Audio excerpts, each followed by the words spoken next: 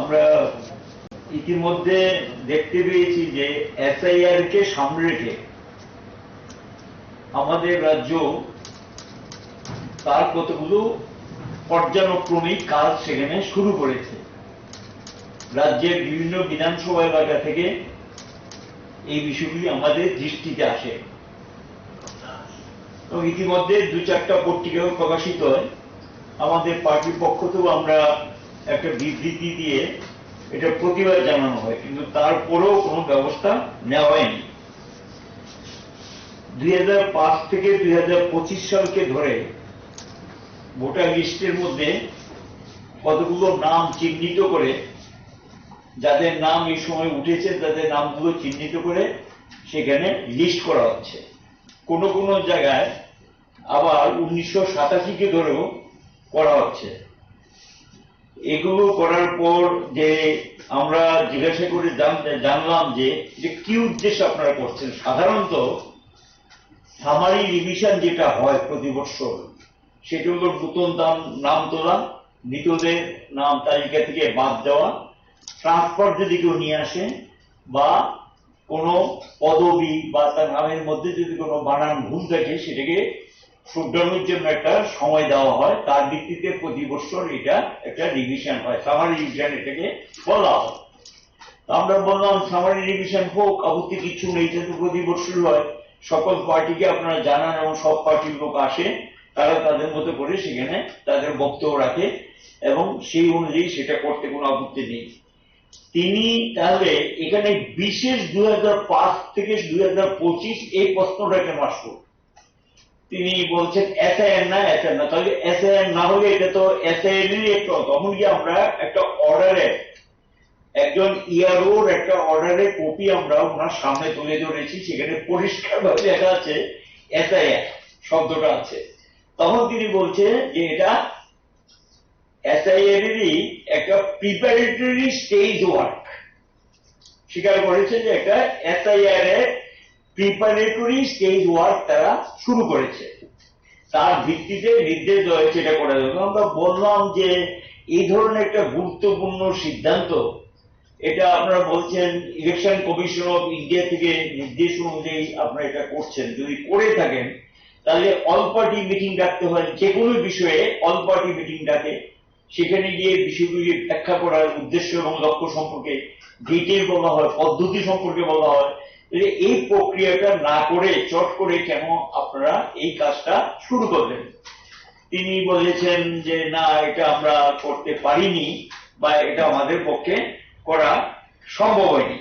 হয়তো preparatory work দিয়ে সমাধান হয়। আমরা বললাম গোটা দেশে বিহারে এরকম এসআইআর করে 60 থেকে 65 লক্ষ নাম সেখানে বাদ দেওয়া হয়েছে এবং এটা নিয়ে সারা দেশে আন্দোলন দেখা দিয়েছে। বিহারেও আন্দোলন হয়েছে, সুপ্রিম কোর্ট পর্যন্ত বিষয়টা গড়িয়েছে এবং মানুষের এই সমস্ত আশঙ্কা দূর না করে একটা ভীতির পরিবেশ তৈরি করার জন্য এটা করা হচ্ছে। আর এটাকে বন্ধ রেখে, এটাকে স্থগিত রেখে, আমরা বলছি এটাকে স্থগিত রেখে আপনারা অল পার্টি মিটিং ডাকুন, আপনাদের বিষয়টা আপনারা ব্যাখ্যা করে বলুন এবং কি উদ্দেশ্যে কি লক্ষ্য নিয়ে কাজটা আপনারা শুরু করেছেন সেটা ব্যাখ্যা করে বলুন।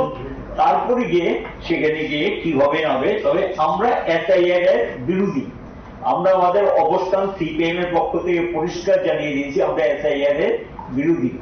এবং এটা করে প্রকৃত ভোটার যারা গরিব অংশের, বিশেষ করে তফসিল অংশের মানুষ, উপজাতি অংশের মানুষ, সাধারণ গরিব মানুষ এবং মাইগ্রেন্ট লেবার যারা বাইরে গিয়ে কাজ করে, তাদের নামটাই বেশিরভাগ বাদ পড়ার একটা সম্ভাবনা তৈরি হবে। এবং সেখানে গিয়ে এরা এই যে নামগুলো যেগুলো নথিভুক্ত হয়েছে সেগুলো তো আপনারাই করেছেন এবং আপনারা তখন প্রপার ডকুমেন্ট দেখিয়ে এগুলো নথিভুক্ত করেছেন। তাহলে এখন কেন এই নামগুলো নিয়ে প্রশ্নটা আসছে?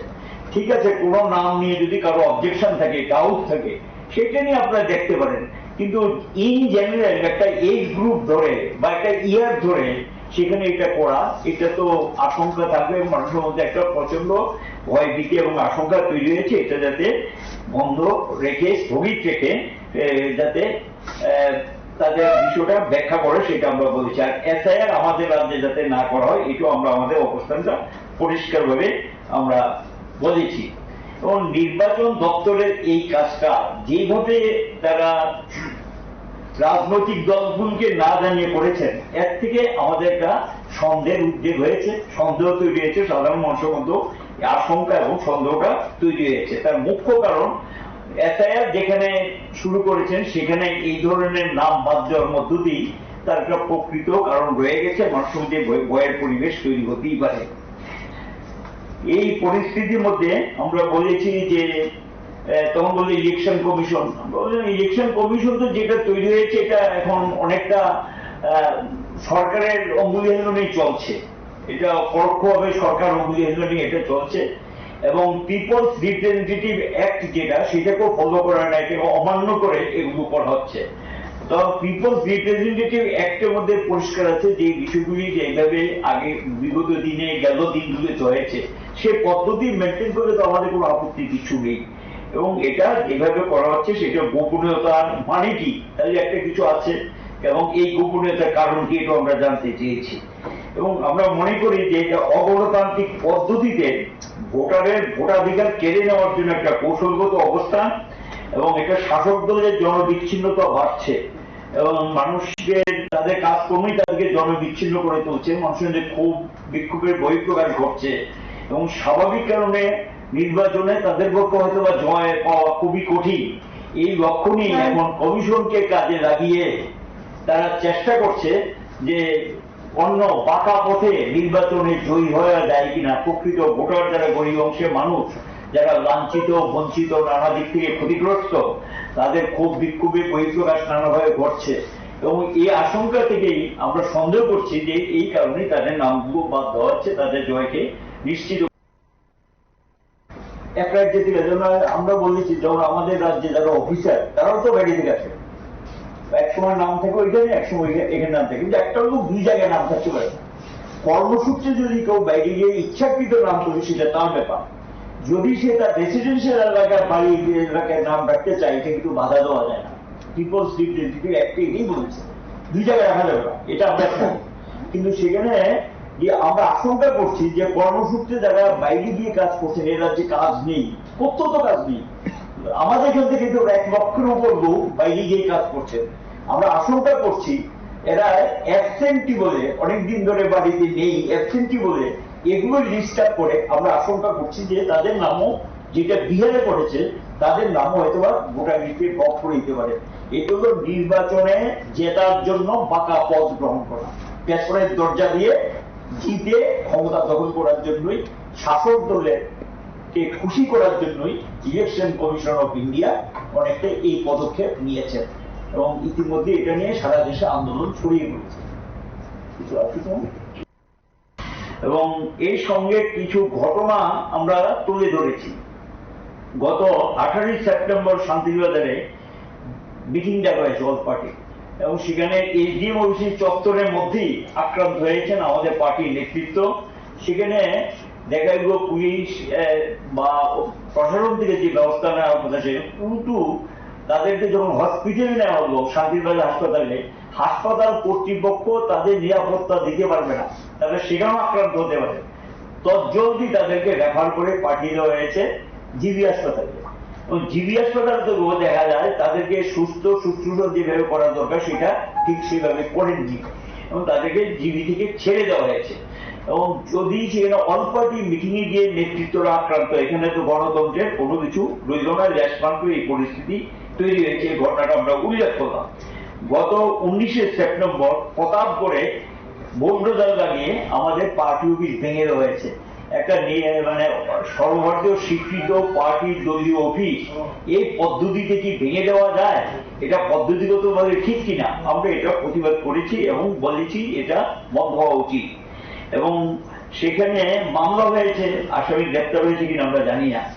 এবং গত 22 সেপ্টেম্বর জম্পুজোড়াতে 18 সেপ্টেম্বর বিএলএফ এর একটা মিটিং ডাকা হয়েছিল, এবং সেই মিটিং এর মধ্যে আমাদের তারা খুব সাহস নিয়ে আমাদের পার্টি লোকাল কমিটির সম্পাদক শ্যামলদেব বর্মা তাদেরকে নিয়ে গেছেন, বিএলএদেরকে এসডিএম মিটিংটা ডেকেছেন ইয়ার হিসেবে, সেখানে মিটিং এ তারা উপস্থিত হয়েছেন এবং এটা সহ্য করতে পারেন না। অর্থাৎ তারা পরবর্তী সময়ে গিয়ে 18 তারিখ মিটিংটা হয়েছে, 22 তারিখে তার বাড়িতে তাকে আক্রমণ করা হয়, তাকে রক্তাক্ত করা হয়, এবং বাড়ির জিনিসপত্র কিছু ক্ষতিগ্রস্ত করা হয় এবং এই পরিস্থিতি সেখানে তৈরি করে। তাহলে পার্টি বিএলএ নিয়ে যাবে, বিএলএ কার ইলেকশন কমিশন তাদেরকে অ্যাপয়েন্টমেন্ট দিয়েছে এবং একটা পার্টি হয়ে তারা প্রতিনিধিত্ব করে, সেখানে গিয়ে বিএলএরও তার বক্তব্য রাখার যে সামান্যতম অধিকার বা সুযোগ আইনে যেটা আছে, নিয়মে যেটা আছে, নির্দেশিকা যেটা আছে ইলেকশন কমিশনের, সেই নির্দেশিকাটা পর্যন্ত রক্ষা করার জন্য সেখানে নির্বাচন কমিশন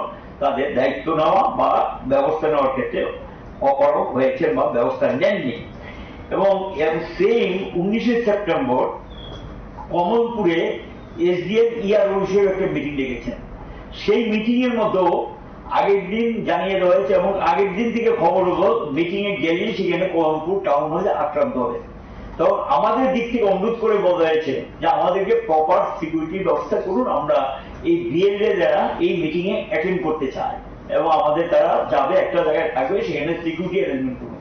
এসডিএম শুনলেন এবং আমরা তো নিশ্চিত সেই ব্যবস্থা করবে, কিন্তু পরবর্তী সময় দেখা গেল তিনি কোনো ব্যবস্থা করলেন না, আমাদের তারা সেখানে মিটিং এ যেতে পারলেন না এবং সেখানে অন্য দলের লোকদেরকে নিয়ে, এখানে শাসক দলের লোকদেরকে নিয়ে সেই সভা তারা শেষ করেছেন। এই সমস্ত ঘটনাগুলোর থেকে এটা পরিষ্কার যে নির্বাচন কমিশনের এবং নির্বাচন দপ্তর এবং বিশেষ করে ইআরও বা এসডিএম এবং আরক্ষা প্রশাসন ইলেকশনের সঙ্গে যারা যুক্ত তাদেরকে নিরাপত্তা দিতে গিয়ে প্রায় সম্পূর্ণভাবে ব্যর্থ হয়েছে। এবং আমরা আরো লক্ষ্য করছি আমাদের 4টা পার্টি বিভাগীয় দপ্তর, একটা শান্তিবাজার, জিরানিয়া, তারপর কমলপুরের মানিক ভান্ডার আর হলো গিয়ে মোহনপুর, এই দপ্তরগুলো আমরা গত বিধানসভা নির্বাচনের আগে ইলেকশন কমিশনের নির্দেশে আমরা খুলেছি, কাজও শুরু করেছিলাম, কিন্তু যে ভোট শেষ হলো আবার এগুলো শাসক দলের তারা বন্ধ করে দিলে, ভাঙচুরও করেছে, অগ্নিসংযোগও করেছে এবং দেখা গেল লোকসভা ভোটের সময় একটু খোলার সুযোগ পেয়েছে, আবারও একই কাজ করে। একটা রাজনৈতিক দল এই ধরনের অনেকগুলো লোকাল কমিটি অফিসও আছে, সেখানে যদি প্রকাশ্যে কাজ না করতে পারেন, কথা না বলতে পারেন, রাজনৈতিক দলের অফিস না করতে পারেন, এখানে ভোটের কোনো অধিকার মানুষের থাকবে না, কথা বলার অধিকার থাকবে না, গণতান্ত্রিক অধিকার রইল না, একতরফা একদলীয় শাসন ব্যবস্থা, একটা স্বৈরাচারী ব্যবস্থা এখানে কায়েম হয়েছে। এই পরিস্থিতিতে গণতান্ত্রিক পদ্ধতিটা রক্ষা করার জন্য ইলেকশন কমিশনের দৃষ্টি আমরা আকর্ষণ করেছি। তিনি সবটা শোনার পর বলেছে যে এই বিষয়গুলি তিনি দেখবেন, দেখে কি করা যায়। আমরা বলেছি আমাদের যে বক্তব্য এটা ইলেকশন কমিশন অফ ইন্ডিয়াকে জানানোর জন্য।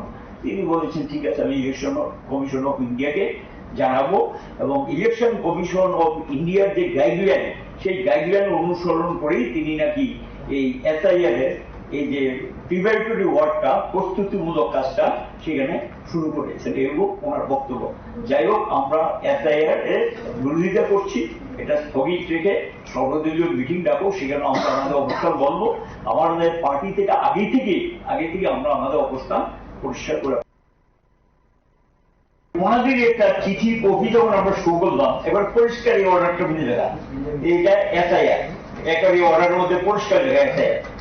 তখন গিয়ে বলছে হ্যাঁ এসআইআর, এটা এসআইআর এ গিয়ে প্রাথমিক কাজটা তারা শুরু করেছে। প্রথম তো বলতে যায়, কিন্তু পরে গিয়ে স্বীকার করেছে তাদের অর্ডারের কপি দেখিয়েছি, দেখার পর তারা বলছে এসআইআর একটা প্রাথমিক পদক্ষেপ হিসেবে এই কাজটা আমরা শুরু করেছি। কোনো কোশ্চেন? কোনো কোশ্চেন?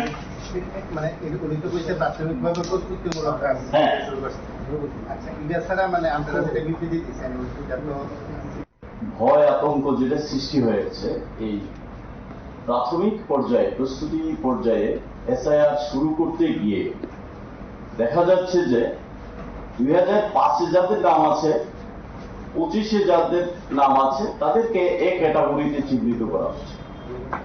আবার এই 25-এ নাম আছে, 5-এ নেই, তাদের আরেকটা ক্যাটাগরিতে ভাগ করার চেষ্টা হচ্ছে। 1987 সালের আগে জন্ম যাদের একটা ক্যাটাগরি, পরে জন্ম যাদের তাদের আরেকটা ক্যাটাগরি। বিশেষ করে এতে অসুবিধা হয়ে যাচ্ছে 2005-এর পরে যারা মহিলাদের বিবাহ সূত্রে অন্য জায়গায় গেছেন, 2005-এ তাদের নাম নেই, সেই ক্ষেত্রে তাদের মা বাবার নাম আছে কিনা, জন্মের তারিখ, এই সমস্ত ডকুমেন্টস দেখানোর জন্য তাদেরকে বলা হচ্ছে। এতে গিয়ে একটা আতঙ্কের পরিবেশ সৃষ্টি হয়েছে। এই যে বিহারের প্রসঙ্গ বললেন আমাদের নরেশবাবু, এটা ঠিক। বিহারে 65 লক্ষ ভোটারের মধ্যে পিছিয়ে পড়া অংশের মানুষ যারা, দলিত, আদিবাসী, সংখ্যালঘু, এই অংশের গরিব মানুষ যারা, এখানেও ঠিক একই কায়দা এই গরিব অংশের মানুষের মধ্যে আতঙ্কের পরিবেশ সৃষ্টি হয়েছে। এটা নিয়ে আরেকটা লক্ষ্য করা যাচ্ছে, কিছু লোক, আপনার নাম ভোটার লিস্টে এখন কোথায় আছে, কর্মচারী আছে কিনা, কেন না, এমনিতে থাকলে আপনার ভোটার নামটা একটু দিন, টেলিফোন নাম্বার। এইভাবে কিছু লোক পরিচিত অপরিচিত এবং বিজেপি যারা বুথ স্তরের লোক, তারা এই সমস্ত কালেকশন করছে। এতেও আরেকটা সন্দেহ বাতাবরণ সৃষ্টি হচ্ছে।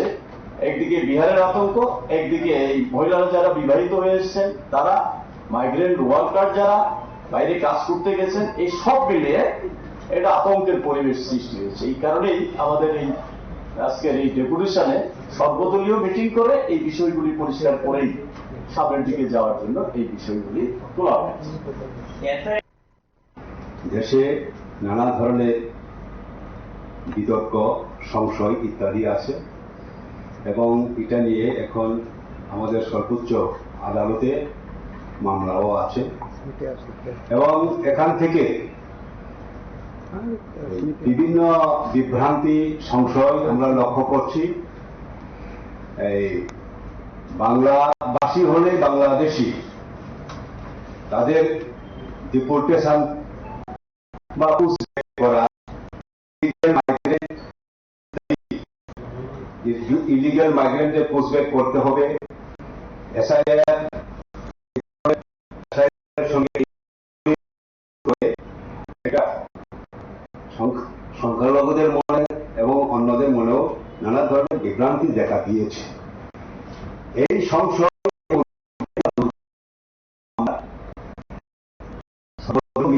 আহ্বান করার জন্য এবং এখানে মেমোরেন্ডামে আমরা বলেছি যে আজকে এসআইআর এর প্রাথমিক প্রিপারেশন বলে যে কাজটা শুরু হয়েছে, সেটা যদি আইডেন্টিফিকেশনের জন্য হয়ে থাকে এবং যদি এটা প্রকৃত ভোটারদের যাতে বাদ না যায় তার জন্য সব ভোটার, প্রকৃত ভোটারদের অন্তর্ভুক্তির জন্য যদি হয়ে থাকে, তাহলে আমাদের লাভ হবে। কিন্তু এখন বিহারের যে আমাদের 65 গেল, কাজেই এখানে মানুষের সন্দেহ, এটা আসলে যারা শাসক দলের পক্ষে না, তাদের নাম ভোটার লিস্টকে বাদ দেওয়ার জন্য এই এসআইআর প্রক্রিয়াটা করা হয়েছে। এই ধরনের মানুষের মনে রয়েছে। আরেকটা বিষয় আছে, ইলিগেল মাইগ্রেন্টদের আইডেন্টিফিকেশনের জন্য এসআইআর করা হয়েছে। আমরা কি দেখছি, আজকে হয়েছে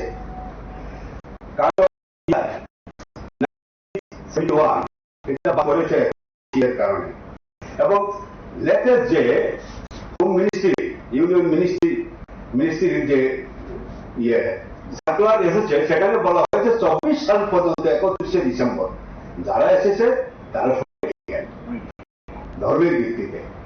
এটা যদি হয়ে থাকে তাহলে এসআইআর কোন রকম ভাবেই আসলে ইলিগেল মাইগ্রেন্টের আইডেন্টিফিকেশনের জন্য না, এটাই তো বোঝা যায়। কারণ যারা এসেছে সবাই লিগেল হয়ে গেল, তাহলে আর কাকে আইডেন্টিফাই করতে চাই?